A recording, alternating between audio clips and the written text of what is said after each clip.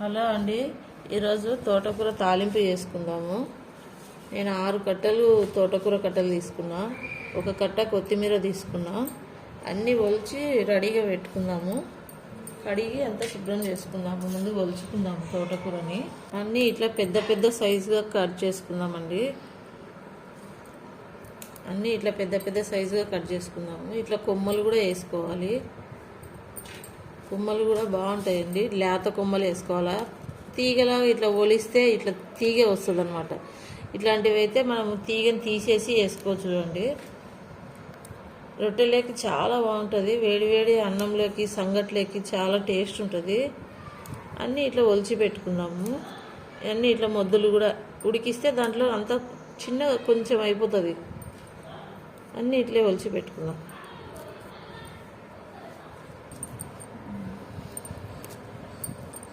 తోటకూర మంచిదండి. రక్తహీనత ఉంటే కూడా తొందరగా క్యూర్ అవుతాము. బాగా తొందరగా రక్తం తయారవుతుంది బాడీలో.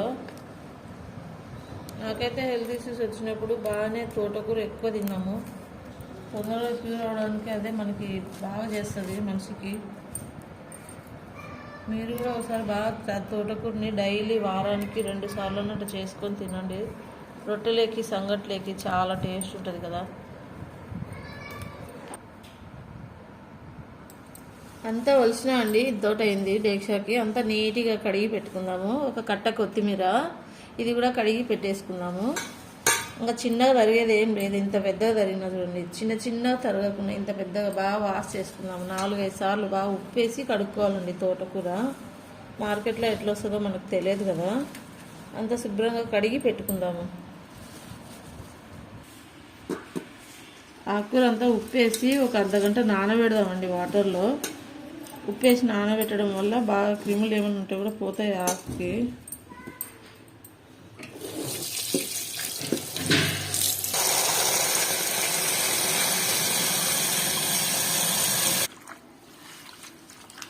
అంతా ఉప్పు నీళ్ళల్లో ఇట్లే ఒక అర్ధగంట సేపు నానబెడదాము. ఇట్లే పెట్టేద్దాము.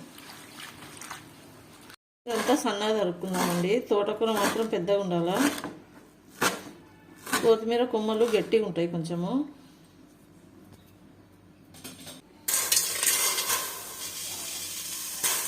ఏం వేసేది లేదు. ఆయిల్ ఫస్ట్ ఉట్టిగా ఉడికించుకోవాలి ఆకుని. తోటకూర కూడా అంతా కడిగి పెట్టేసుకున్నా.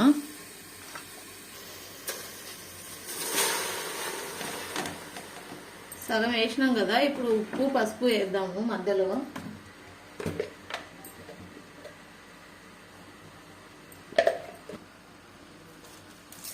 కొంచెం వేస్తున్నానండి. కారం పొడిలో మళ్ళీ వేస్తా కదా ఉప్పు.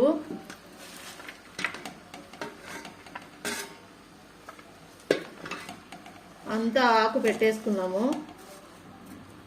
పెద్ద మంట పెట్టేసి ఉడికించుకుందాం.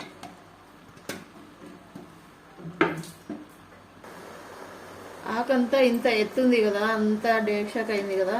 ఇప్పుడు ఉడికితే ఇంత అవుతుందండి. ఇంత కొంచెం అవుతుంది. కారం పొడి రెడీ చేసుకుందాం మనం ఇది ఉడికేలోపు.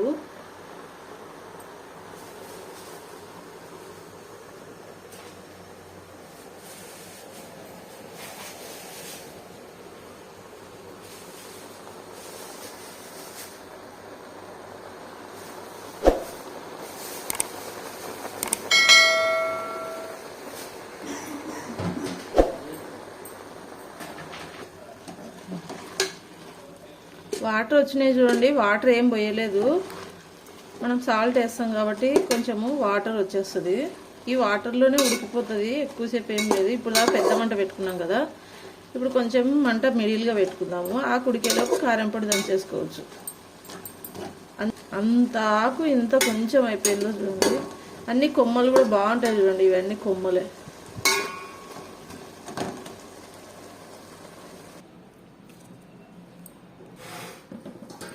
ఒక గడ్డ ఎల్లిపాయలు వేస్తున్నా.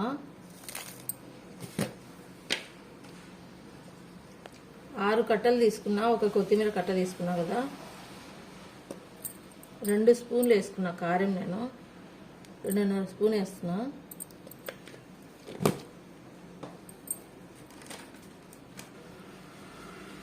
ఉప్పు కొంచెం వేస్తున్నా అండి. తోటకూరలో ఎంత ఉంటుందో చూసి, ఆకు కదా ఎక్కువ తీసుకోదు. 1 స్పూను కొబ్బరి పొడి అండి.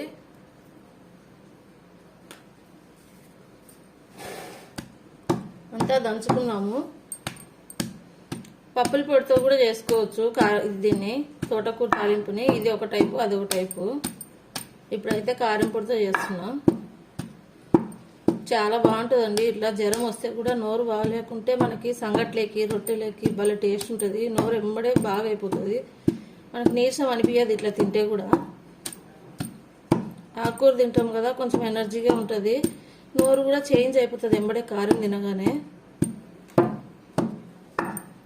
వీడియోలు చివరి వరకు చూడండి, స్కిప్ చేయకండి. వీడియోలు స్కిప్ చేస్తే కొంచెం వంటలు కదా అంత మనకి మిస్ అయిపోతాయి. వంటలు వండుకొని చూడండి ఎంత రుచి ఉంటాయో. మీరు ఒకసారి నాలా ట్రై చేయండి, చాలా రుచి ఉంటాయి.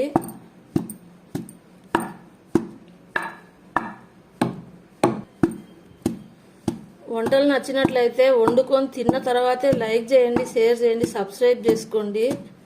ప్లీజ్ లైక్ చేయండి. ఇంకొక నలుగురికి షేర్ అవ్వడానికి బాగుంటుందండి. వీడియోలు నలుగురికి ఉపయోగపడతాయి కదా. వంట రాని వాళ్ళకి కూడా పోతాయి వీడియోలు. వంటలు చేసుకుంటారు కదా, చేసుకొని కమ్మగా తింటారు.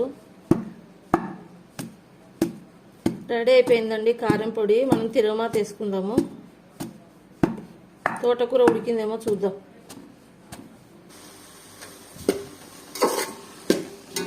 బాగా ఉడికిపోయిందండి. ఈ వాటర్ కూడా అయిపోవాలి. వాటర్ ఏమి ఉండొద్దు. మనం తిరగమాత వేసుకుంటాం కదా, బంక బంక లేకుండా బాగుండేటట్టు. అంతా వాటర్ అంతా అయిపోయి ఒట్టిగా అయిపోవాలి. ఇది కూడా ఉడికిచ్చేసుకుందాం. కొంచెం మంట తగ్గించుకుందాం, అంతా సైడ్లు మాడిపోకూడదు కదా. ఆకు కొంచెం అయిపోయింది కదా.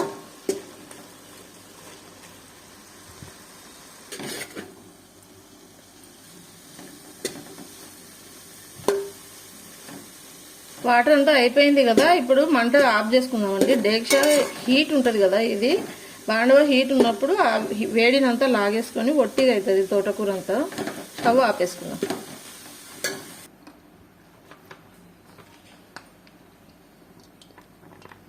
మన తోటకూర కట్టలను బట్టి నూనె పోసుకుందాము. నేను 6 కట్టలు తీసుకున్నా కదా, అందుకనేసి నూనె ఇంత పోసుకున్నా. అయింది. ఎల్లిపాయ కారం వేసుకుందాము.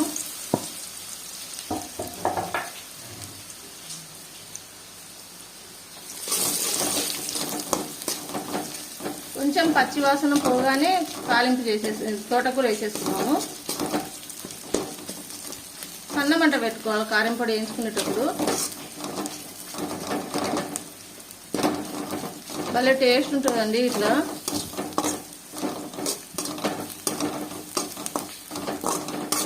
జ్వరం వచ్చినప్పుడు 2 రోజులు వేసి కూర్చుంటాము. ట్యాబ్లెట్లు కూడా వేసుకోము.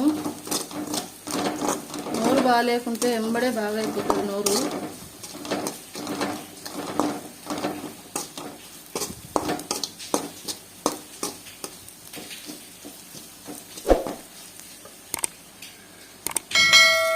మనం ఉడికించుకున్న తోటకూర వేసేస్తున్నాము.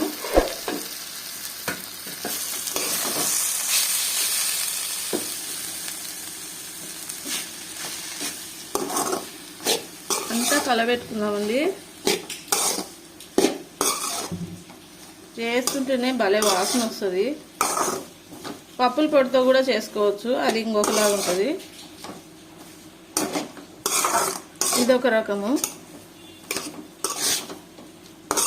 వర్షం పడుతుంది, వేడి వేడి రొట్టె, తోటకూర తాలింపు. మనం ఉప్పు కూడా ఇప్పుడే చూసుకోవాలి, ఎక్కువ పడకుండా చూసుకోవాలా కారము ఉప్పులు అవి. ఎందుకంటే ఆకుకూర కావాల్సినంత తీసుకుంటుంది. ఎక్కువ కూరగాయలు అయితే కొంచెం సర్దుకుంటాయి. ఓవర్గా వేసుకోకుండా కరెక్ట్గా చూసుకొని వేసుకోవాలి. ఒక 5 నిమిషాలు ఇట్లే మగ్గనిద్దాము సన్న మంట మీద. రెడీ అయిందండి, ఆపేసుకుందాము. ఇంకా రొట్టె కలుపుకొని రొట్టె చేసేదే. మేము రొట్టెలు చేసుకున్నామండి, ఇప్పుడే చేసేసిన. ఇంకా తినడానికి రెడీగా ఉన్నారు అందరూ.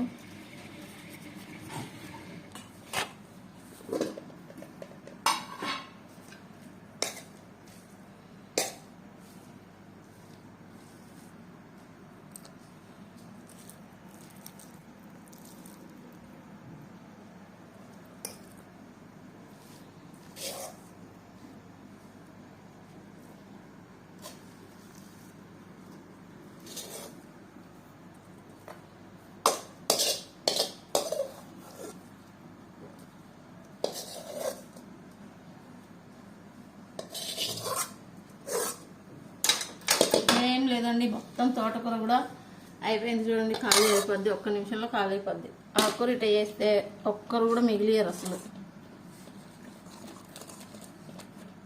రొట్టెలు పూరీలాగా పొంగుతాయి చూడండి, చాలా టేస్ట్ ఉంటుందండి తింటా ఉంటే. జ్వరం వస్తే కూడా తిండి తినలేదు అనేది ఏం లేదండి, 2 రొట్టెలు బాగా తోటకూర, గిన్నెడు తోటకూర లేపేస్తారు పైకి. మింగేయాల్సిందే, ఇంకా జ్వరం వచ్చినా తినొచ్చు. చాలా టేస్ట్ ఉందండి, మీరు కూడా ఇట్లా ఒకసారి ట్రై చేయండి. ఓకే అండి, బాయ్.